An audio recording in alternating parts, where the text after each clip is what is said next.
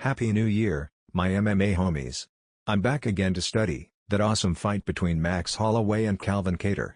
Now, it appears everyone is raving about Max's performance, and how he has shattered UFC records. Indeed, looking to the stats, Max massively outperformed his last 5-round fights by 200 to 400%. But does it mean since his last fight, Max has magically become double, or even triple the already talented fighter that he is? Even with weed being legal now, this seems doubtful. Heck, even if this pencil neck has been on full-on roids, I'm skeptical. I don't know about you, but typically when I see an outperformance like that, I tend to also look at the other side of the equation. So while this video will be singing Max's praises, please also allow me to play devil's advocate, and throw Calvin and his corner under the bus. By the way, during the lockdown, I've been busy making some miniatures. So if you are interested in bringing a little Dagestani style into your life, and want to support these videos, do check out the link below. Use BJJSCOUT to get $10 off. Anyways, Max outstruck Calvin more than 3 to 1, and if I could summarize how he accomplished this amazing feat in 2 sequences, they would be these. First, Calvin just camping in front of Max, not having any lateral movement, allowing Max to pick when to attack. And second, whenever Max entered the pocket, Calvin circled to Max's right while shelling up, right into Max's power side. Now, I suspect everyone is rushing to give Max credit for his new and improved footwork and cage cutting, as well as his amazing ability to steer Calvin. But, to me at least, Max is roughly the same fighter he was in the 2 Volkanovski fights. Wow. That came out bad. I'm calling you Alex from now on. Don't get me wrong, Max is an excellent fighter, however to downplay Calvin's own contribution to his downfall will result in the unintended marginalization of Alex's own impressive performances against Max. So what exactly was Calvin's own contribution to this record-setting fight? Look at what Calvin does for a majority of 25 minutes. He just stands in front of Max. When Max is ready, he steps in, lining up his right, and the fireworks begin. Now, look at what happens once Max begins a blitz, and unleashes a combo.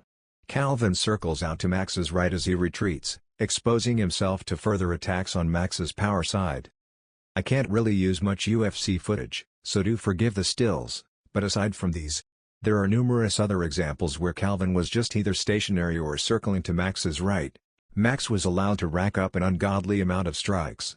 And there was no change in Calvin's tactics throughout the fight, and it doesn't appear his corner advised him any different either. To emphasize how bad Calvin's strategy was coming in, Max even trolls Calvin in the final round, where he actually freezes after tagging Calvin twice, giving him his chin. Unrepentant, Calvin persists in circling to his left, right into another power shot.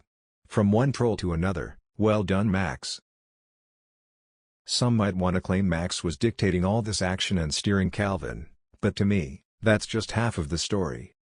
But to examine Calvin's shortcomings, we need to first look at what Alex was doing in his second fight with Max. From round 1, the battle between these two started at the feet. Alex was never still, constantly moving to Max's left throughout the fight, away from his power. This strategy might seem like nothing, but by constantly moving off the center line to Max's blind side, Max had to keep turning and resetting the entire fight. This constant circling resulted in Max having to resort to lunging attacks with his left side, in an attempt to catch Alex, which Alex would be waiting to counter over with his right. Even if Alex couldn't counter these lunges and only evade to Max's left, exiting this way to safety meant being out of the line of fire. Here you can see, Max has to turn to square up again. Alex was very disciplined about his footwork, and that strategy was the big reason Max's power was neutralized for large stretches of the fight. Indeed, looking at the stats, you can see, Max was restricted to a low 101 strike count, even less than some of his 3-round fights. Now, I'm simplifying things by saying Alex just circled to Max's left, as the solution to all of his problems, but there were other small details going on. Namely Alex's awareness of when Max was about to cut him off, and Alex's tactics when he had to circle towards Max's power.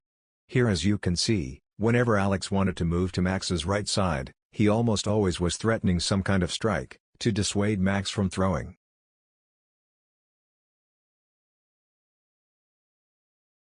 Also more subtle, Alex was using kicks to prevent Max's lead foot from setting up traps to steer Alex into Max's power. Very seldom was Max able to get to a position to leap in with a blitz, where Alex would have had no option, but to circle to Max's right and into his power.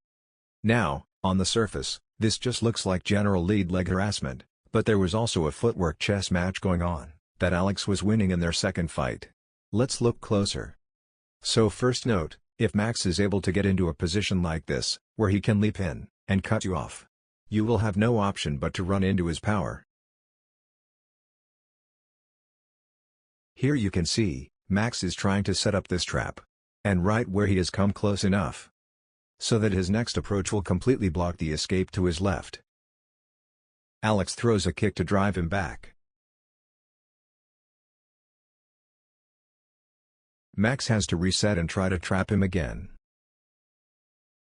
Another example just to show you Alex's awareness. Again Max is slowly getting into position. Again, Alex goes for his leg, disrupting the footwork trap, and Max has to try again. Bringing this back to Calvin, I wonder what his strategy was coming into this fight, and how much prior study of Max he or his coaches had done. At the bare minimum, circling away from Max's power side seems like something they could have borrowed from the rematch with Alex. Now, some of you might be tempted to think, maybe Alex is just a more talented striker, and it's unfair to lay so much blame on Calvin. But if you notice, I started with the second fight. So now, let's look at what happened in the first fight between Alex and Max. As you can see, Alex is doing exactly what Calvin was doing. Circling to Max's right constantly, and especially when he was getting blitzed. The awareness of where Max's lead foot was positioned was not there at all. Multiple times, Max was allowed to step into a position with no penalty, where he was one leap away from cutting off Alex, and forcing Alex to flee left, right into Max's power. Alex was caught by this type of cage-cutting footwork throughout their first fight, and lacked the counter footwork to circle away from the power. He also lacked the awareness as to when he was in a bad position, relative to the cage and Max's lead foot. The adjustments in footwork and cage awareness Alex made between fights resulted in an all-time low in strikes for Max, and is testament to his growth as a fighter and his coaching. Calvin had a lot of information about Max going into this fight, and Max pretty much fought the same as the talented fighter he always has been. To be fair, Max has added a few more tricks, namely hooks to catch someone fleeing to his blind side, clearly a direct adaptation to that loss to Alex. At this level, everyone's talented and very little separates the fighters. Sometimes, someone getting badly outclassed could also be due to bad preparation rather than a fighter leveling up to God mode in a few months. Or this could just all be my imagination, and Max just had Calvin's number. Go figure. Anyways, that's it for this video. Do let me know about your thoughts on the fight in the comments below. I've got a preview on Connor and Dustin coming up next, where I look at more footwork battles, so do subscribe to get notified. Till next time folks.